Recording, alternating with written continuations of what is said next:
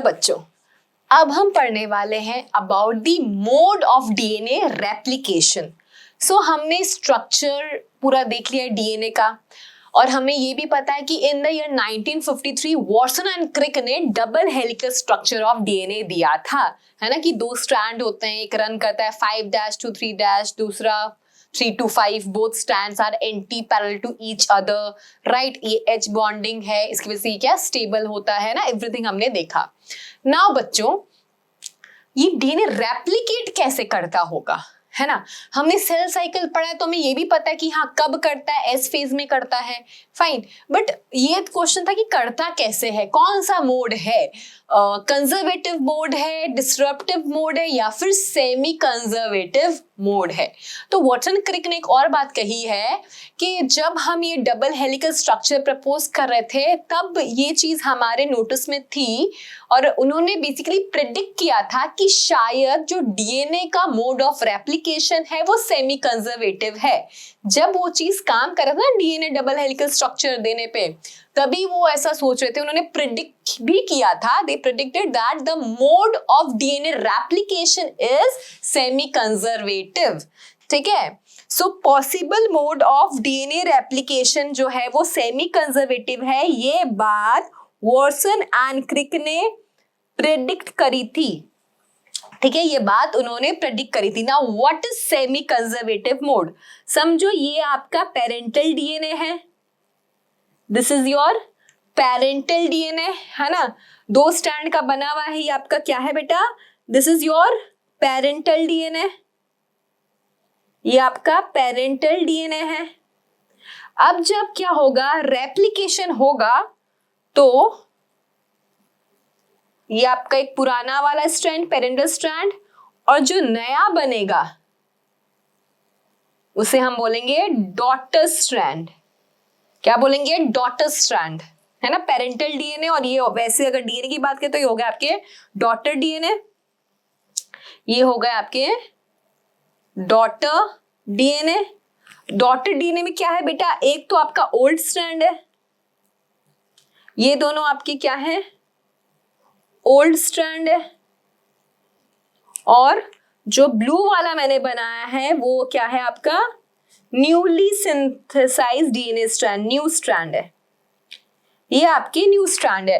तो this is basically semi conservative mode of DNA replication, कि एक पूरा पेरेंटल और एक जो नया बनता है वो daughter, that is semi conservative. ऐसे ज्यादा बेटर रहेगा, ये ऐसे 5' to 3', है ना, जो ढक्कन है वो आपका समझो 5 है तो यहाँ पे फिर 5 रहेगा, है ना। तो ये ओल्ड स्ट्रैंड था, ये न्यू स्ट्रैंड है, तो ऐसे बन गया। सो बेसिकली इसे हम बोलते हैं semi conservative mode of DNA replication. तो वॉटसन एंड क्रिक ने ये वाला बात कहा था, पर जब ये बात कह रहे थे उन्होंने सोचा था, तभी क्या हुआ था, सेमी कंजर्वेटिव मोड वाली चीज देखने के लिए एक्सपेरिमेंट शुरू हो गए थे। पहला एक्सपेरिमेंट है बेटा जिससे प्रूव होता है वो है मिचेल्सन एंड स्टाहल का, मिचेल्सन एंड स्टाहल। मिचेल्सन स्टाहल है, इन्होंने किस पे काम किया था बेटा, इन्होंने काम किया था on bacteria E coli, on E coli bacteria इन्होंने काम किया था, ये नीट में आया हुआ क्वेश्चन है बच्चों। देन दूसरा जो एक्सपेरिमेंट किया था वो किया था टेलर ने, टेलर ने किया था, किस पे किया था बेटा, ऑन फाबा बीन, फाबा बीन पे किया था, फाबा बीन पे किया था। किस ईयर में किया था बेटा, दोनों के ईयर सेम है, इन दोनों के ईयर सेम है, दोनों ने काम किया था इन द ईयर 1958। बट हाँ, पहले मिचेल्सन स्टाहल ने काम किया था, उसके बाद टेलर ने अकेला है, टेलर ने काम किया था फाबा बीन्स।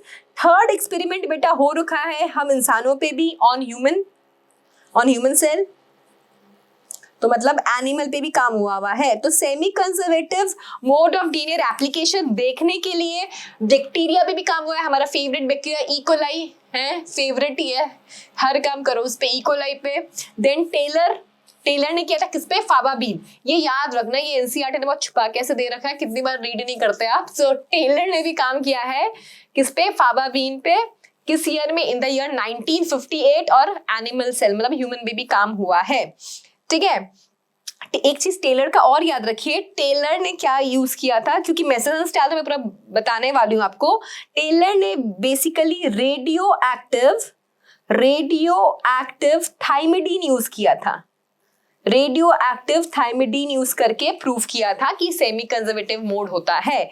तो ये याद रखना कि टेलर ने किस पे काम किया था। तो बेटा टेलर ने काम किया था फावा बीन्स पे, और क्या यूज किया था? रेडियो एक्टिव थाइमिडीन यूज किया था। ये आपको याद रखना है कि टेलर ने रेडियो एक्टिव थाइमिडीन यूज किया है। टेलर ने रेडियो एक्टिव थाइमिडीन यूज किया है। ठीक है, अब चलते हैं हम लोग एक्सपेरिमेंट पे, है ना। वैसे आपने बहुत एक्सपेरिमेंट किए हैं, ग्रिफिथ का किया है और ट्रांसफॉर्मिंग प्रिंसिपल वाला देखा था हमने, ऑसवर्ल्ड वाला, McCarty, MacLeod and Oswald, then Hershey and Chase का किया है 3, और ये इस चैप्टर का चौथा एक्सपेरिमेंट है। वो 3 थे for the discovery of genetic material, और ये वाला है जो मैसेज एंड स्टाइल का है, ये वाला है फॉर नोइंग के वो जो जेनेटिक मटेरियल डीएनए है वो रेप्लिकेट कैसे करता है। तो सेमी कंजर्वेटिव रेप्लिकेशन करता है। किस पे काम किया था हम सबको पता ही है बेटा, अभी बताया मैंने आपको, ई कोलाई पे काम किया था। एशेरिचिया कोलाई क्या किया था इन्होंने? ई कोलाई को ग्रो किया था। किस पे ग्रो किया? ग्रो नॉन, यही लिखती हूँ ना मैं। ई कोलाई पे काम किया था। किस पे ग्रो किया था? NH4Cl as nitrogen source,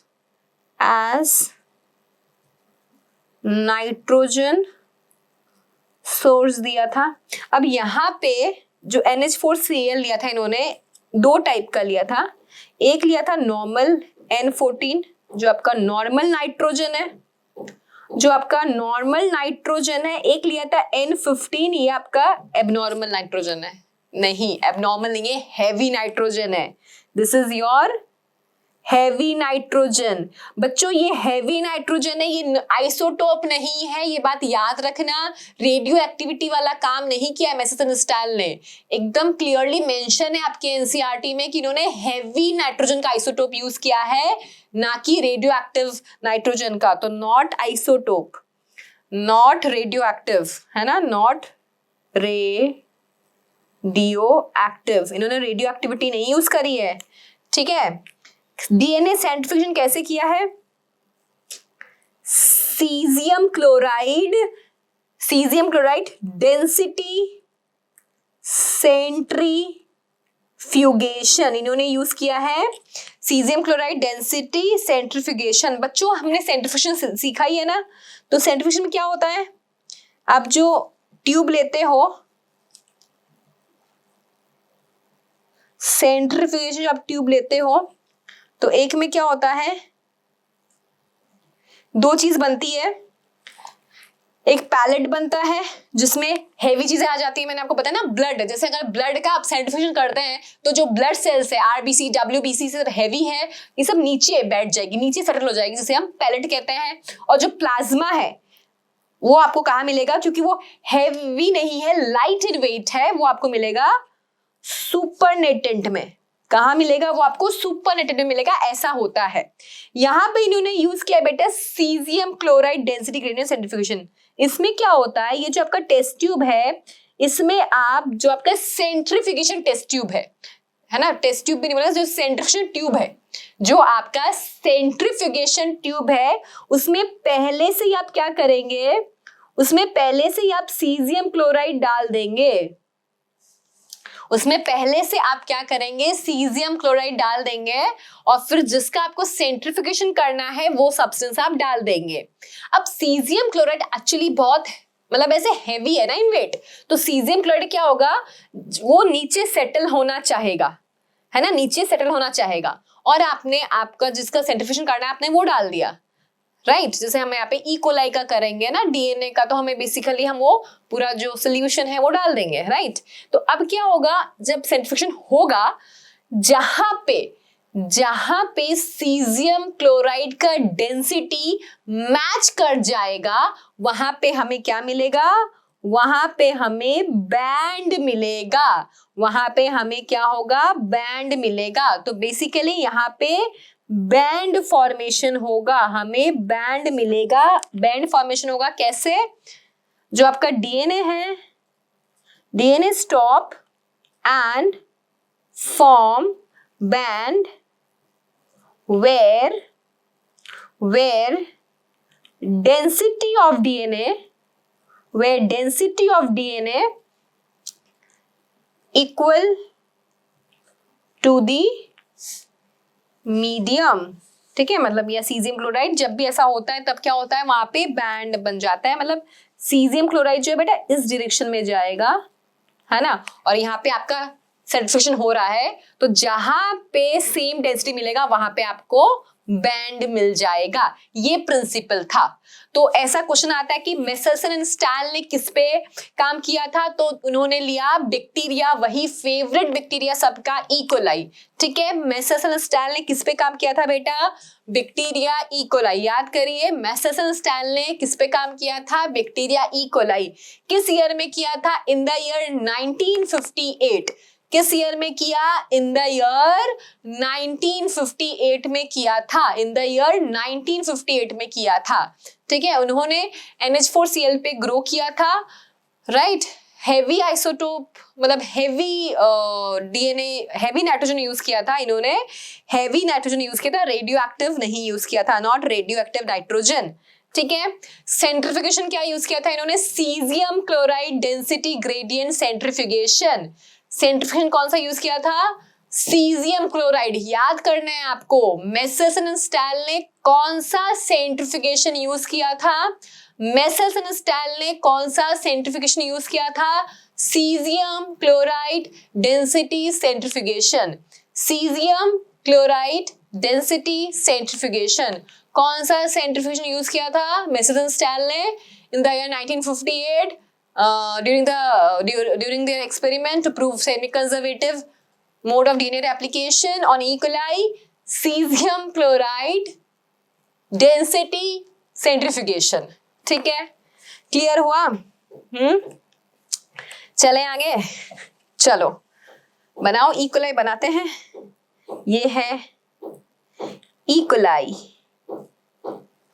ठीक है, अब जो E. coli है उसको हमने ऐसे कल्चर में ग्रो किया है, पेट्री प्लेट में ग्रो करेंगे ना बेटा, ये पेट्री प्लेट है, इसमें अपन E. coli को ग्रो कर रहे हैं, तो यहाँ पे हम मीडिया में सब कुछ डालते हैं। तो यहाँ पे जो NH4Cl हमने डाला है वो कैसा डाला है, N15 वाला डाला है। N15 इज हैवी नाइट्रोजन, हमने N15 वाला इसको मीडिया में नाइट्रोजन सोर्स दिया है।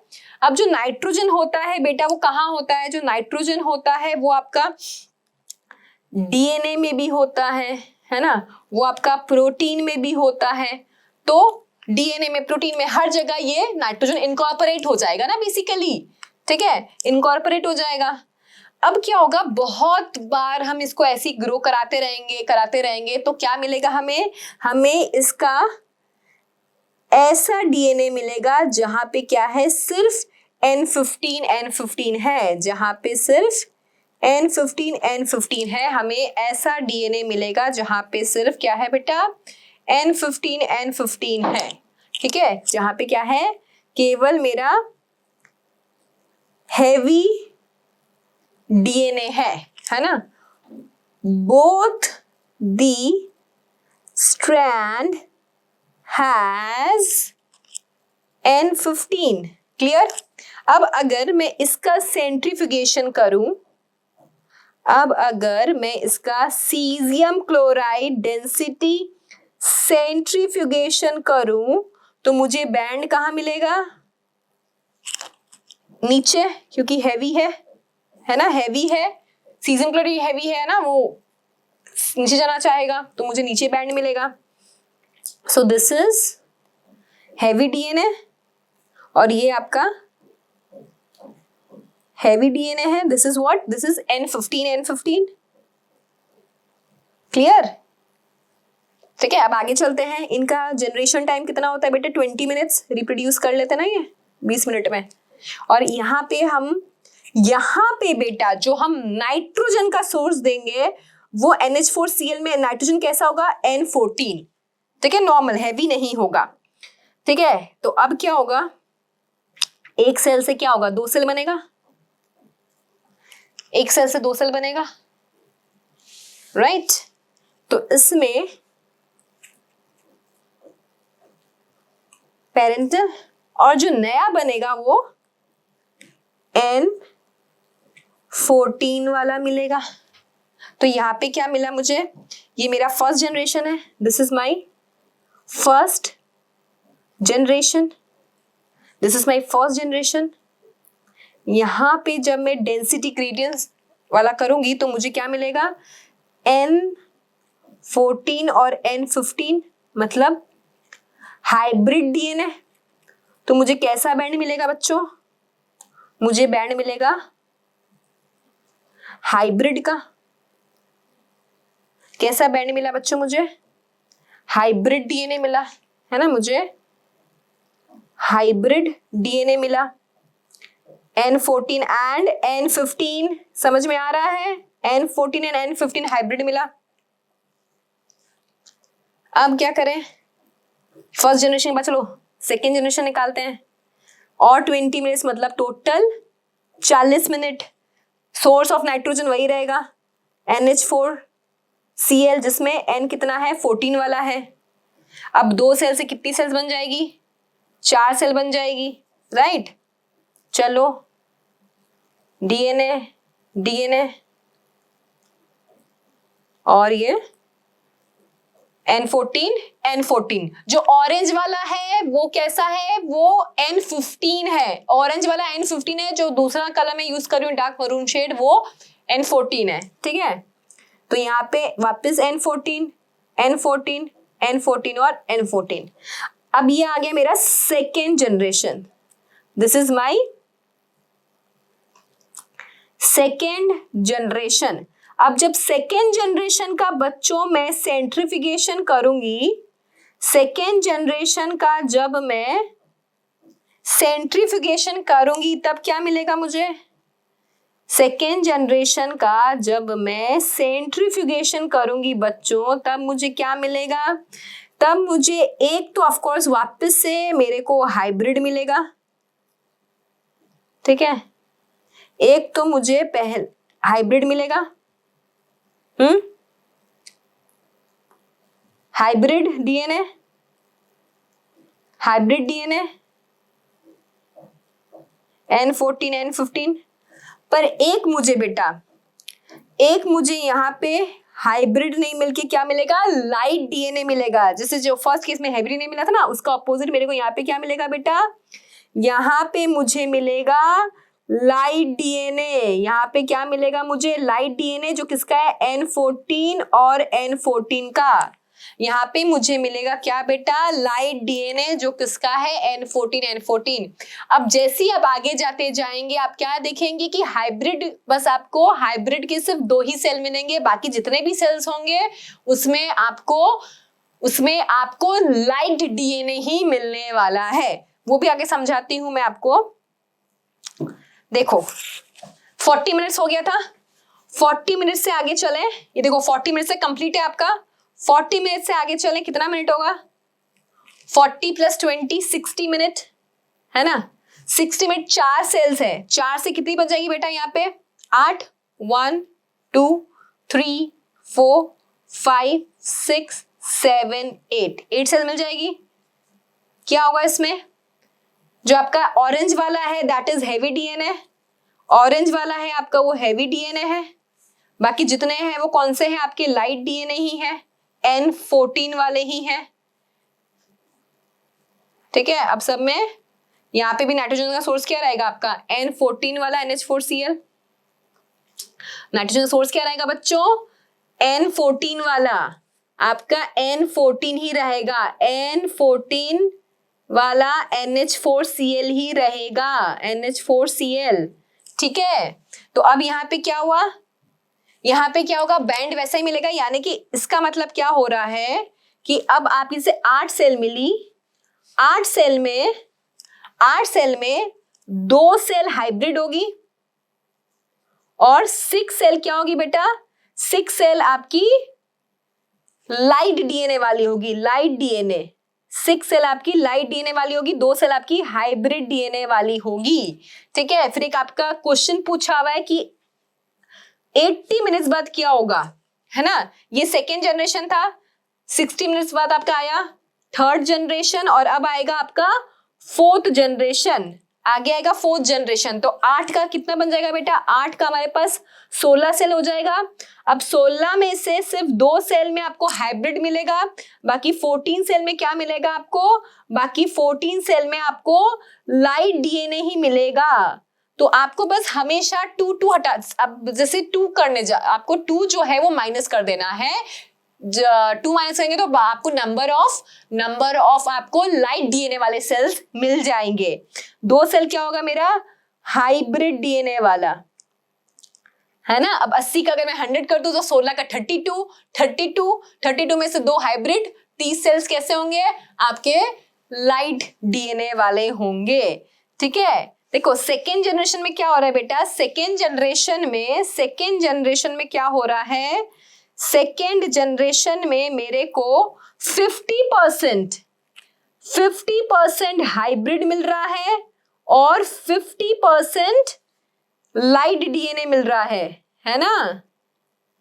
फिर अब मैं जैसे ही आई थर्ड जनरेशन में आई तो ये और हो गया कि हाँ 25% मेरे को हाइब्रिड मिल रहा है, 75% मेरे को अब लाइट मिल रहा है, ऐसे 12.5। तो परसेंटेज जो है वो हाइब्रिड का कम होता जाएगा लेकिन बंद नहीं होगा, कम होगा लेकिन बंद नहीं होगा। That is semi conservative mode, right. ये देखिए बच्चों, ये आपका टेक्स्ट बुक का डायग्राम है, मेसेज एंड स्टाइल के प्रैक्टिकल का, एक्सपेरिमेंट का, राइट।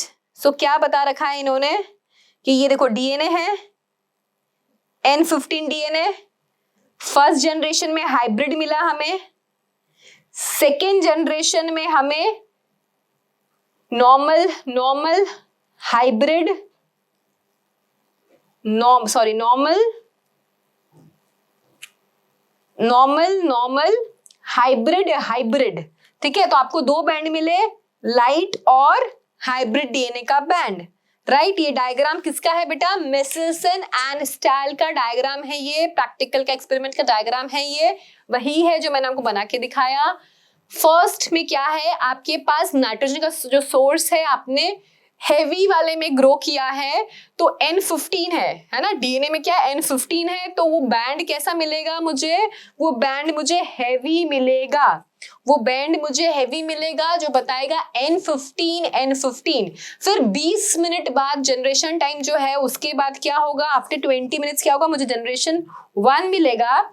तो इस टाइम पे जो मेरा सोर्स रहेगा नाइट्रोजन का वो N14 वाला रहेगा, N14 वाला NH4Cl रहेगा। तो जो नया चेन बनेगा, जो नया डॉट स्ट्रैंड बनेगा, उसमें जो नाइट्रोजन रहेगा वो N14 रहेगा, तो मुझे हाइब्रिड स्ट्रैंड मिलेगा, हाइब्रिड डीएनए मिलेगा, है ना, एक N14 का और एक N15 का, राइट। और आगे जाएंगे, यहाँ पे भी मेरा जो सोर्स है वो क्या रहेगा, NH4Cl। यहाँ पे भी N कैसा है बेटा, यहाँ पे भी N जो है वो N14 है, यहाँ पे भी जो N है वो क्या है बेटा, N14 है। ठीक है, N14 होने की वजह से क्या होगा, जो नया बनेगा वो N14 वाला ही होगा, मतलब वो हैवी नहीं होगा। और यहाँ पे आपको क्या मिलेंगे, 2 लाइट डीएनए मिलेंगे। समझ में आ गया, इजी है बच्चों। जस्ट वंस मोर, अगर किसी को अभी भी कंफ्यूजन है तो समझ लीजिए बेटा, ये आपका डीएनए है, दिस इज हैवी डीएनए। यहाँ पे आपका जो सोर्स है वो N15 वाला है, this is your heavy DNA. अब अगर मैं बात करूं आफ्टर 20 मिनट्स तो क्या होगा, सेमी कंजर्वेटिव मोड है, राइट।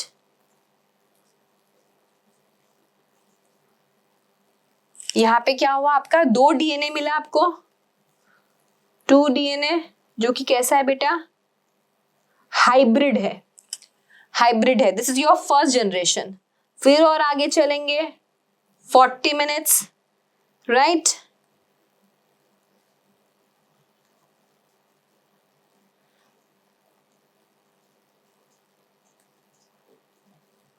हाइब्रिड, और ये जो नया बना, दिस इज योर 4 DNA, कौन सा generation? Second generation. This is your second generation. यहां पे आपको 2 लाइट DNA मिलेगा और आपको 2 हाइब्रिड DNA मिलेगा, है ना। ऐसे अब आगे जाएंगे तो आपको थर्ड जनरेशन मिल जाएगा, है ना। कब मिलेगा ये? 60 मिनट्स बाद। 60 मिनट्स बाद।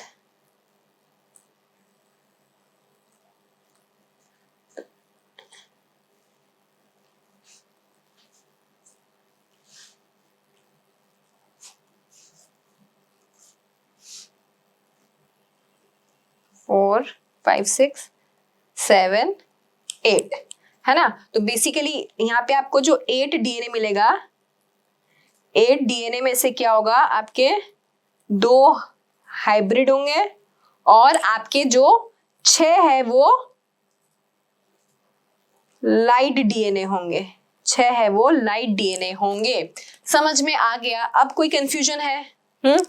इजी है। सेमी कंजर्वेटिव मोड समझ में आ गया कैसे होता है कि half old strand and half, मतलब आधा ओल्ड वाला और नया एक स्ट्रैंड जो बनता है वो न्यू स्ट्रैंड होता है। So it is semi conservative mode of replication, जो मिसेस स्टैनले बहुत अच्छे से प्रूव किया था, है ना, जिसका मैंने आपको एक्सपेरिमेंट दिखाया। कब किया था? In the year 1958। कैसे किया था? Caesium chloride density gradient method use करके। Okay, so thank you.